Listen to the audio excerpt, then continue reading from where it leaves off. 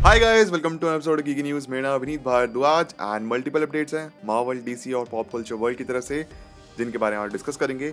Interstellar is rereleasing finally.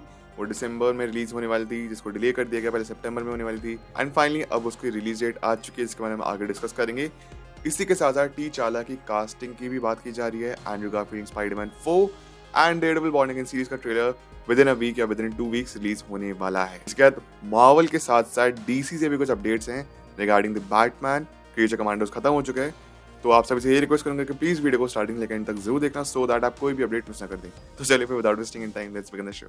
News number 1, MCU couple Tom Holland and ज़ेंडाया are officially engaged and probably they are going to get married soon, but they are officially engaged। And ये तो of course बहुत time पहले से हो गया था, because they started dating somewhere around home coming और far from home के आसपास से। God bless both of them. अब बात करते हैं एंड्रू गारफील्ड के बारे में। तो एंड्रू गारफील्ड को सबको ही देखना चाहते हैं। देखिए, मुझे हमेशा लगता है कि एंड्रू गारफील्ड एक बहुत अंडररेटेड स्पाइडरमैन रहे हैं। उनका तो पोर्ट्रेल था, बहुत अमेजिंग था, बहुत प्यारी फिल्म थी उनकी, बट वो फिल्म बस चल नहीं पाई बिकॉज उस टाइम पे डिज्नी का भी प्रॉब्लम चल रहा था, सोनी का भी चल रहा था, इसकी वजह से वो बीच में एक विक्टिम बन गए। बट एनीवे, यहाँ पे फिर जब नो वे होम आई तो बहुत ज़्यादा प्रेज किया गया एंड लोग उनसे पूछे कि क्या आप स्पाइडरमैन 4 में आने वाले हैं। And Andrew Garfield as usually एक है कि he is not attach to the film, मतलब स्पाइडरमैन 4 में वो नहीं होने वाले हैं। एंड एज ऑफ नाउ अपने तरफ से उन्होंने कोई भी अपडेट नहीं दिया, लेकिन ये भी बात बोली है कि फिर भी लोग यही बोलेंगे कि वो फिल्म में होने वाली हैं। मतलब वो अपने आप को पहले से जानते हैं कि अगर मैं सच ही बोलूँगी फिल्म में नहीं है, तब भी लोग यही बोलेंगे मैं झूठ बोल रहा हूँ। बिकॉज ऐसा नो वे होम के टाइम पे हुआ था, उन्होंने कहा था कि फिल्म में नहीं है, बट एट द एंड वो फिल्म में थे। सिमिलरली इस बार भी ऐसा हो रहा है कि वो कह रहे हैं फिल्म में नहीं है, बट अगर वो फिल्म में फिर से हुए तो मज़ा आएगा। मैं जेन्युइनली एंड्रू गारफील्ड को बहुत बार स्पाइडर में देखना चाहता हूँ। अब बात करते गाइस लेट चैडविक बोसमैन के बारे में। जब उनकी व्हेन ही पास्ड अवे, तो उनके फैमिली मेंबर्स वर ओके कि आप टीचाला को रिकास्ट कर सकते हैं। ऑफ कोर्स कैरेक्टर की डेथ नहीं हुई थी, मतलब टीचाला की, बट मार्वल ने यहाँ पर डिसाइड किया कि हम कैरेक्टर के साथ एक्टर को भी ट्रिब्यूट देंगे, जिसकी वजह से उन्होंने कंटिन्यू नहीं किया एंड टीचाला की जगह शूरी बनती है ब्लैक पैंथर। लेकिन ये बातचीत चली है कि टीचाला की कास्टिंग हो रही है, लेकिन यहाँ पे टीचाला उसका बेटा है, उसकी नहीं। मोस्ट प्रोबेबली होगा ऐसा कि सीक्रेट वॉर्स के बाद हम ये देखेंगे कि समहाउ कुछ वेरिएंट्स हैं जो कि दूसरी यूनिवर्स का ब्लैक पैंथर है वो अलाइव है, उसकी यहाँ पे कास्टिंग चल रही है, वो टीचाला होगा। एंड हो सकता है कि देखिए सीक्रेट वॉर्स के बाद ना जो मार्वल है वो काइंड ऑफ एक सॉफ्ट रीबूट पे जाएगा। सब कुछ एक साथ बिगनिंग होगी, कुछ कुछ नए कैरेक्टर्स भी आएंगे एंड कुछ कुछ जो पुराने कैरेक्टर्स थे उनका रिवाइव होगा, जैसे ब्लैक पैंथर मोस्ट प्रोबेबली। तो हो सकता है कि ब्लैक पैंथर की रिवाइव में एक नए एक्टर को लेकर आ जाए जो कि टीचाला का रोल प्ले करेगा, क्योंकि अब यूनिवर्स वैसे भी बहुत सारे मर्ज होने वाले हैं। अब बात करते हैं सेथ रॉलिंस के बारे में। तो एक WWE स्टार है, अगर आप देखते हो तो आप जानते होंगे इनको।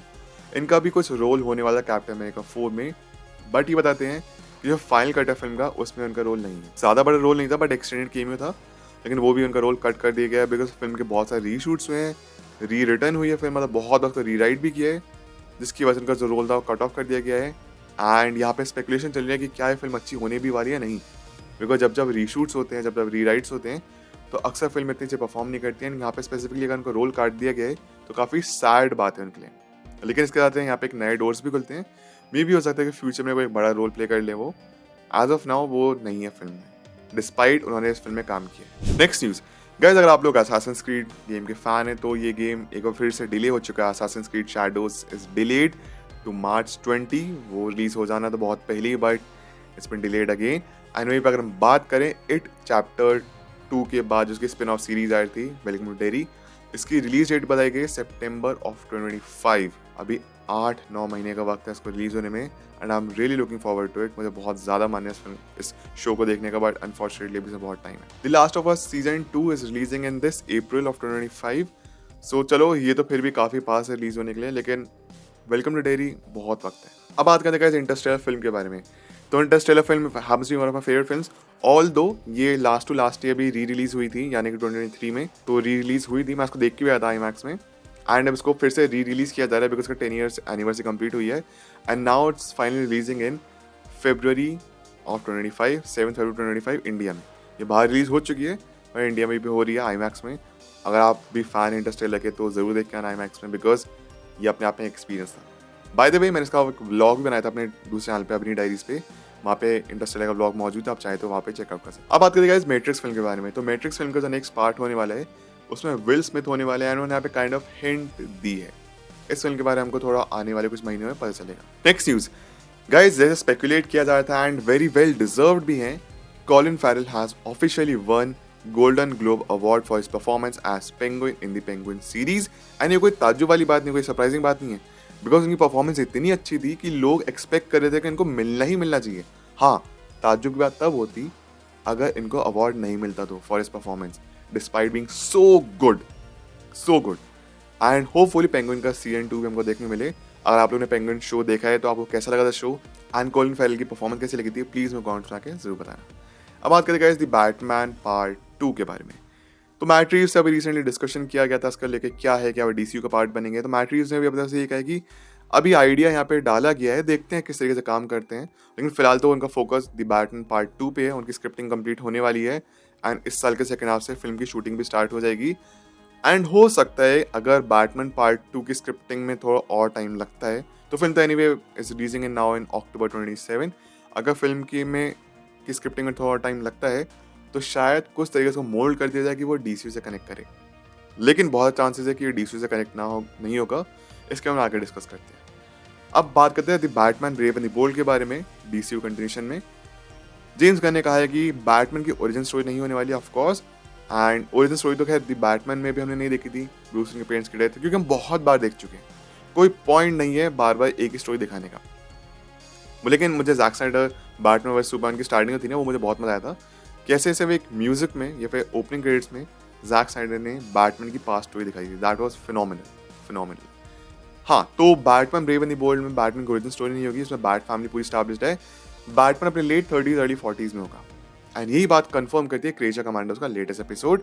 क्रेजा कमांडोज एपिसोड 7 आ चुका है and Creature Commandos officially done now. इसका सेकंड सीजन भी आएगा। स्पॉइलर अलर्ट, क्रीचर कमांडोज का जो फाइनल एपिसोड था उसमें मिस्टर फॉस्फरस बताता है कि मुझे किसी ने भी टच नहीं किया for the last 15 years, and mostly इसने आखिरी बार को टच किया था, दैट वाज बैटमैन, जैसे हमने देखा भी है। तो एटलीस्ट 15 साल से तो है बैटमैन डीसीयू में, 15 साल से। अगर कहानी में थोड़ा बहुत ऊपर नीचे भी हुआ तो 10 to 15 ईयर्स, 10 साल से भी हो सकता है बैटमैन एक्टिव है, 15 साल से मैक्सिमम 15 ईयर्स, 10 मिनिमम ईयर्स। तो हाँ, बैटमैन डीसीयू में काफ़ी लंबे टाइम से एक्टिव है। अगर बैटमैन 25 की एज पे भी अगर बैटमैन बना है तो वो फिलहाल लेट 30s और अर्ली 40s में होगा ही होगा, जिसकी वजह से स्पेकुलेट किया जा सकता है कि शायद रॉब पैटिंसन डीसीयू का बैटमैन ना प्ले करें, because as we all know कि रॉब पैटिंसन एक यंग बैटमैन का रोल प्ले करें जो कि 30, 31, 32 का होगा, लेकिन लेट 30s में नहीं। तो शायद इसलिए डीसीयू का जो बैटमैन होगा कोई नया एक्टर ही होने वाला है।